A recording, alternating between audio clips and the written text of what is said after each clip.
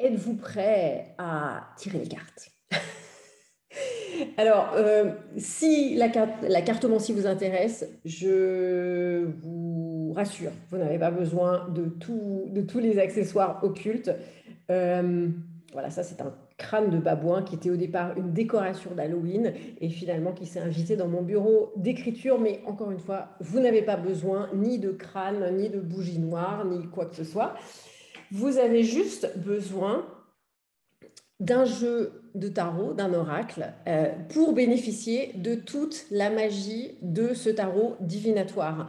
Donc, avant de vous parler, avant de vous expliquer comment mon frère et moi, nous avons créé ce superbe oracle de Lana, j'aimerais vous aller un peu en arrière, remonter le temps. Donc, pas tout à fait à Las Vegas. Donc, je vous ai expliqué comment je suis un peu tombée amoureuse de tout ça. Mais l'idée, là, dans cette vidéo, c'était vraiment de vous donner des clés pratiques. Je pense à vous qui êtes cartésien, rationnel, qui n'avez jamais fait de tirage de tarot, peut-être, n'en avez jamais tenu dans vos mains, n'avez jamais eu d'oracle. Encore une fois, c'était il y a quelques mois, c'était moi il y a quelques temps, il n'y a pas si longtemps que ça. Euh, donc, je voulais vous donner un petit cours de comment est-ce qu'on utilise le tarot et pourquoi ça peut être tellement précieux dans votre vie. Donc, allons-y. Alors, le tarot divinatoire, c'est un peu comme le tarot, le jeu de tarot. Il y a 78 cartes, mais les cartes les plus importantes, ce sont les arcanes majeures. Il y a 22 arcanes majeures. Et donc là, je vais seulement vous parler de ces 22 cartes. Pourquoi? Déjà parce que c'est les plus importantes, ça c'est sûr. Ensuite, parce que ces cartes permettent de raconter une histoire et c'est aussi ce qui m'a passionnée. Et enfin, c'est parce que ces 22 arcanes majeures du tarot traditionnel, c'est ce qui a directement inspiré l'oracle de Lana qui a 22 cartes également. Donc c'est parti. Alors, le tarot, là, je vais vous montrer un tarot, un jeu de tarot traditionnel. Donc, dans le jeu de tarot, donc ça, c'est un tarot en anglais, mais enfin, c'est le tarot de Rider-Waite. C'est finalement un des tarots classiques de la cartomancie. Donc, il y a 78 cartes. Les autres, on ne va pas en parler, mais donc là, les arcanes majeures, elles sont toutes ici. Donc là, par exemple, vous avez le magicien. Et vous avez voilà, les amoureux, vous avez alors celui que vous connaissez parce que vous l'avez vu dans tellement de films, vous avez le diable, celui qui est très connu aussi, bien sûr, c'est la mort. Où est-ce qu'elle est? Où est-ce qu'elle est? Où est-ce qu'elle est? Elle est là avec sa tête de squelette. Ben voilà, la carte de la mort qui fait tellement peur, alors que c'est une super, super, super carte. C'est la carte de la transformation. Bref, je vais vous en parler dans 2 minutes. La raison pour laquelle moi je suis tombée amoureuse du tarot, ce n'est pas parce que quand on tire une carte, on sait forcément qu'il y a une femme en robe rouge qui va vous apporter un paquet des fleurs noires et ça va dire que, je ne sais pas, par exemple, vous allez faire un voyage en train. Bon, non.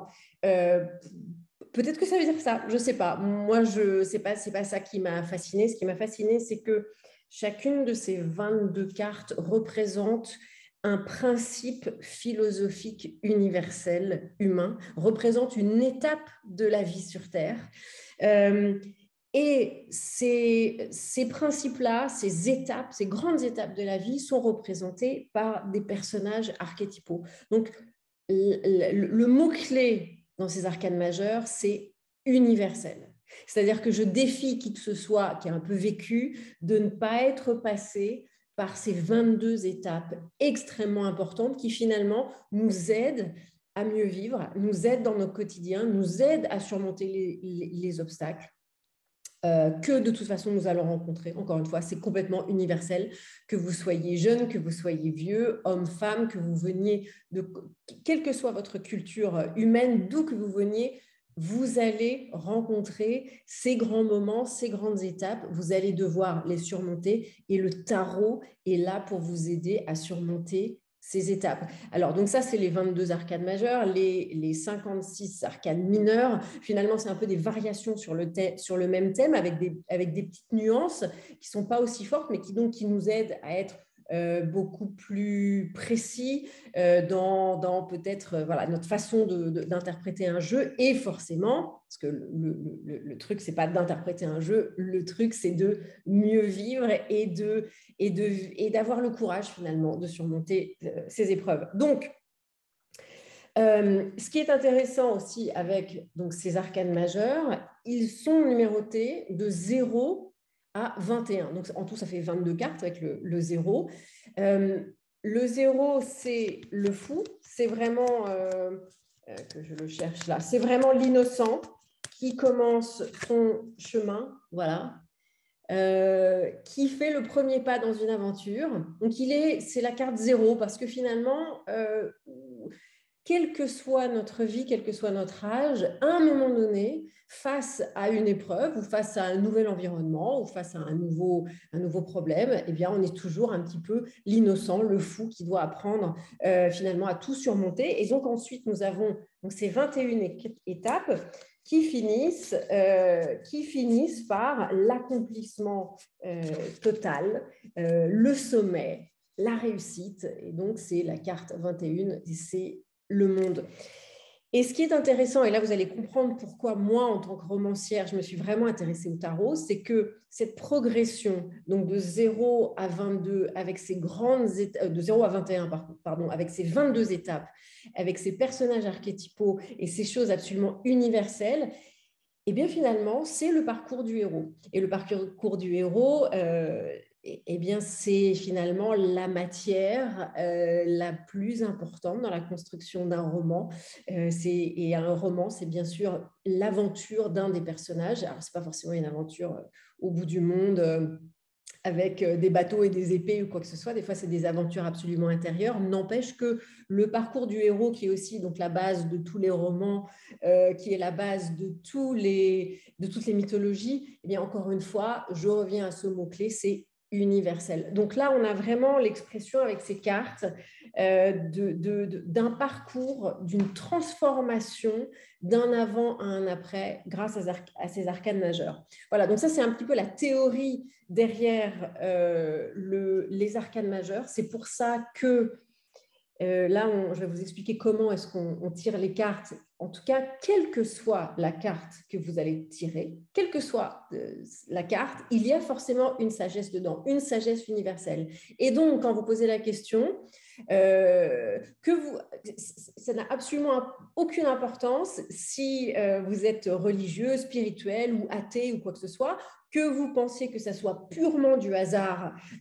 Donc, voilà, on tire une carte, c'est le hasard, et voilà, c'est mathématique et c'est comme ça. Ou alors, au contraire, si vous allez vous laisser aller au jeu du mystère et donc que derrière, eh bien, des amis qui vous veulent du bien, qui sont derrière un voile et qui finalement tirent un peu les ficelles, c'est pas grave. L'idée, c'est que vous allez tirer une carte, vous allez poser une question qui vous est chère et qui vous fait réfléchir. Et là, la carte que vous allez tirer, quoi que ce soit en fait, d'où je m'emmène les pinceaux. Ça n'a absolument aucune importance d'où elle vient. N'empêche que si vous tirez cette carte va vous dire que vous êtes tout près du but, que vous avez fait un énorme travail et que l'accomplissement est vraiment pas loin. Et donc, du coup, ça va vous permettre de réfléchir à votre parcours, à ce qu'il vous reste à faire pour toucher au but. Voilà, bref, c'est un petit exemple. Là, je vais vous faire un tirage plus concret pour vous montrer. Enfin, en tout cas, voilà, rappelez-vous, le mot-clé, ce n'est pas divinatoire, en fait. Le mot-clé, c'est universel. Vous avez des cartes avec des situations et des personnages, et des étapes et des principes philosophiques universels. Avant que je vous montre un tirage, je voulais aussi vous dire, voilà, donc ça, c'est les arcanes majeures typiques. Donc là, c'est le tarot de Rider-Waite. Encore une fois, c'est écrit en anglais, mais ça n'a absolument aucune espèce d'importance. Il y a dans toutes ces cartes des symboles qui sont assez universels. Là, on a des choses aussi un peu égyptiennes. Et le fait simplement de regarder l'image et d'être présent dans le fait de regarder cette image-là. Cette image, elle a décidé mais d'arriver dans votre vie comme ça, et donc de prendre quelques secondes de méditation sur cette image. C'est super important avant même de regarder un livret, de lire la signification renversé par renversé. Enfin, après, voilà, il y a chaque livret de tarot, l'oracle de Lana, bien sûr, en a un aussi. Chaque jeu de tarot a un livret très, très, très complet. Mais avant même de lire le livret, regardez l'image et écoutez ce qu'elle vous évoque. Alors là, par exemple, donc, dans ce jeu de Rider-Waite, on a donc les symboles qui sont devenus assez universels aussi, enfin en tout cas assez typiques pour le tarot.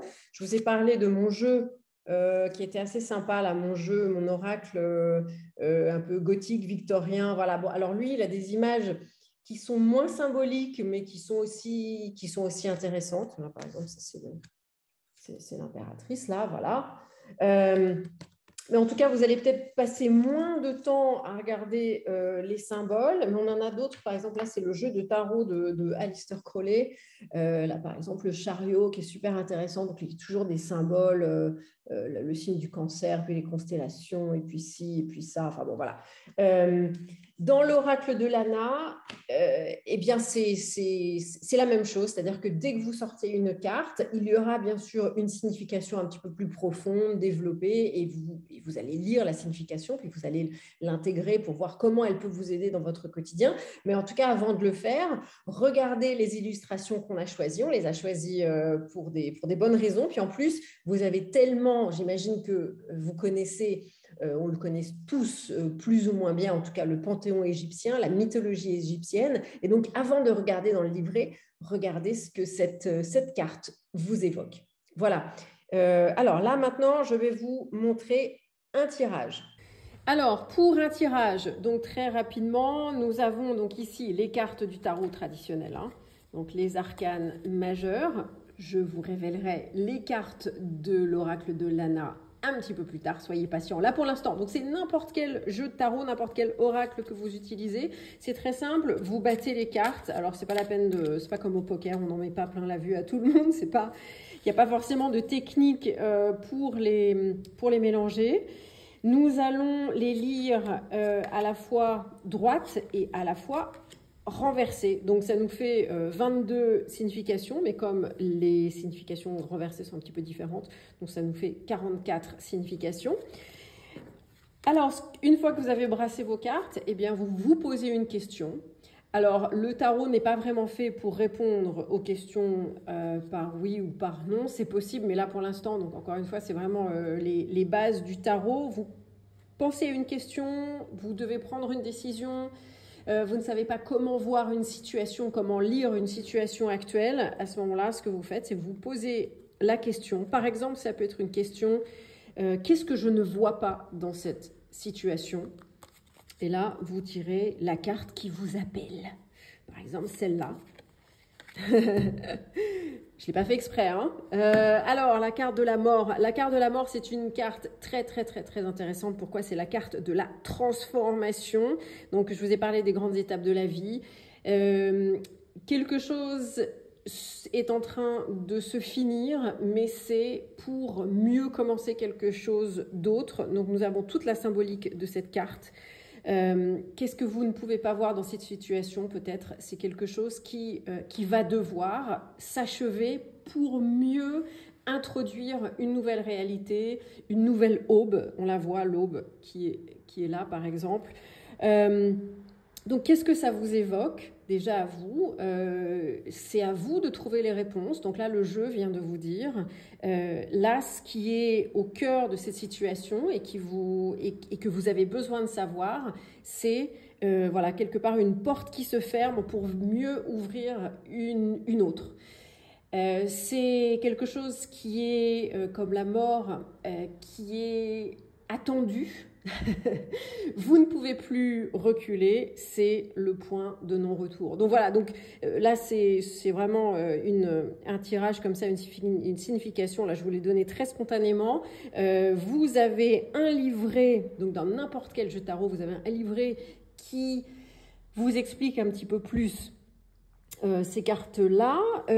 Dans l'oracle de Lana, nous avons un petit livret où il y a les mots-clés. Donc voilà, les cartes droites et les cartes renversées. Mais bien sûr, dans le grand e-book, vous avez toute une page sur ce que ça signifie, donc droit, et ce que ça signifie renversé. Donc ça, c'est vraiment le tirage à une seule carte. Ce que vous pouvez faire aussi, c'est tous les matins demander de quelle sagesse j'ai besoin aujourd'hui pour ma journée, ou la sagesse de l'impératrice, c'est une sagesse solide, c'est une sagesse féminine, empouvoirante, comme on dit.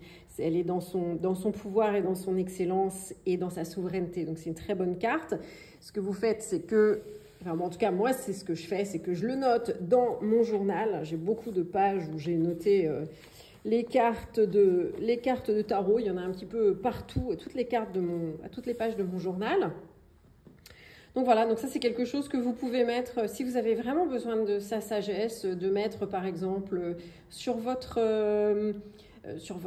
table de nuit ou sur votre bureau, vraiment pour vous inspirer, puis pour vous rappeler que l'impératrice, elle fait partie de vous, encore une fois, c'est des personnages, c'est des archétypes, c'est des situations, c'est des principes philosophiques, tout ça c'est universel, donc tout ça, tout est en vous, pour la journée, de faire un tirage comme ça et d'avoir par exemple la sagesse et le pouvoir quelque part de l'impératrice. Ça peut vous aider. Encore une fois, ça donne un grand soutien. Ok, il y a autant de tirages possibles que de cartomanciennes. Je vais vous parler, donc par exemple, le tirage de la croix celtique et un peu le tirage des cartomanciennes. Dans le livret de Lana, je vous propose le tirage en pyramide. Bah oui, pyramide, pourquoi pas? On a 6 cartes. Alors, l'idée, c'est que c'est comme le tirage à une carte, c'est que vous posez une question, sauf que là, la réponse va être beaucoup plus complexe. Et alors, l'idée d'un tirage, donc par exemple de celui-là en pyramide, c'est que pour orienter votre réponse et pour avoir plusieurs facettes, plusieurs directions des réponses, eh bien, vous faites un tirage et à chaque emplacement de carte correspond un peu voilà, ça oriente un petit peu la réponse. Donc là, par exemple, eh bien, c'est simple, hein, vous le mettez, donc là, par exemple, donc là, je commence par la 6e. Donc là, la première carte, la 1, elle est là, voilà. Je mets la 2, je mets la 3. Pendant ce temps-là, je pense à ma question, la 4, la 5, et j'ai plus de place sur mon écran. Voilà, hop, et la 6e, elle est là. Alors, par exemple, dans le tirage de l'anastyle, eh bien, la première carte qui est ici, c'est le présent, c'est la nature du problème. Donc, par exemple, ici, mettons que ça soit ça. Ah, eh bien, dis donc, l'impératrice aujourd'hui, elle veut me dire quelque chose, surtout que quand je faisais l'enregistrement de cette vidéo, elle était déjà apparue. Donc là, c'est la 3e fois qu'elle apparaît. C'est normal. D'ailleurs, je fais une parenthèse par rapport aux questions du tarot. Quand on pose une question et qu'on a une réponse qui ne nous convient pas ou vraiment qui ne nous fait pas plaisir, on n'a pas du tout envie de faire face à ça, à cette réponse, ou alors on est confus et donc c'est très tentant de reposer la question. Et alors là, c'est assez drôle parce que vous allez retrouver, alors que vous avez battu les cartes, vous allez retrouver les mêmes cartes. Ça fait partie des mystères du tarot et c'est assez marrant quand ça arrive. Donc là, c'est vraiment le jeu qui vous dit, non, là, l'impératrice, elle veut vraiment dire quelque chose. Voilà, donc dans le tirage en pyramide de l'anastyle, selon votre question, ça correspond au présent. La carte 2 correspond au passé, à l'événement du passé qui a participé à ce problème, donc à ce qui ne peut pas être changé. Ensuite, le 3, c'est le futur. Le 4, c'est les espoirs et les peurs. Je l'explique beaucoup plus longuement dans l'e-book, bien sûr. Ensuite, la 5, c'est le fantôme. Alors, le fantôme, c'est l'élément invisible qui tire les ficelles, c'est ce qui veut être révélé. Rappelons-nous, je suis inspirée par l'anastyle détective occulte. L'e-book est écrit à la première personne selon la perspective de l'anastyle. Voilà, je me suis un peu amusée par rapport à ça. Donc forcément, la carte 5, c'est super important, c'est le fantôme. Mais la carte 6, allez, la carte 6... Ici, c'est le fou et c'est la clé, la solution au problème, ce qui montre le chemin. Libre à vous de faire votre propre tirage, de suivre un tirage que vous avez trouvé sur Instagram ou quoi que ce soit. Ça n'a absolument aucune espèce d'importance, mais simplement, c'est vrai qu'il y a des tirages qui sont intéressants par rapport aux questions. Si vous avez, par exemple, quelque chose de vraiment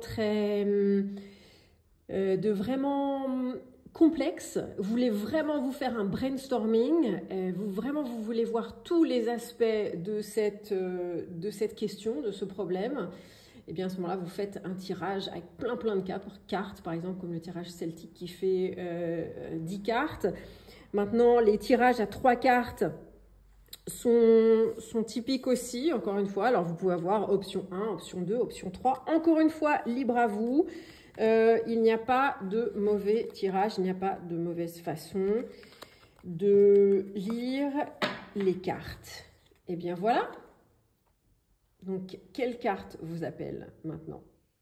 La chose la plus importante à propos du tarot, enfin en tout cas vraiment moi c'est ce qui m'a convaincue aussi, c'est que vous ne pouvez pas vous tromper. Littéralement, vous ne pouvez pas vous tromper. Donc, si vous êtes un peu comme moi, un peu perfectionniste, qui a toujours eu envie d'être première de la classe, le tarot divinatoire, c'est pas d'avoir juste ou de pas avoir juste, c'est forcément être juste. Ça parle à votre intuition, cela ne parle pas à votre intellect, enfin, en tout cas un petit peu, mais ça parle plus à votre intuition. Donc, tous les messages intuitifs que vous avez, c'est eux qui comptent. Il n'y a pas de... Alors, je suis sûre qu'il y a des experts du tarot qui vont vous dire absolument que le chariot, ça veut dire ça et ça veut dire ça. Voilà. Si ça avait été le cas, ça ne m'aurait pas autant intéressé. C'est pour moi les vrais maîtres du tarot suggèrent d'écouter son intuition. Dès que vous avez une carte, vous écoutez ce que ça vous évoque tout de suite. Et ensuite, vous affinez peut-être avec ce que vous dit le livret. Mais ce n'est pas le livret qui a juste, c'est vous qui avez juste. Donc, vous ne pouvez pas avoir faux. C'est pas possible. Merci de m'avoir écouté. Demain, pour la dernière vidéo, eh bien, là, je vous le promets, je vous montre, je lève le voile dans les coulisses de l'oracle de Lana et comment est-ce qu'on a créé ce jeu. Et j'espère de tout cœur qu'il va vraiment vous aider dans votre quotidien, en plus de vous faire rêver et d'engager votre imaginaire. Voilà. À bientôt.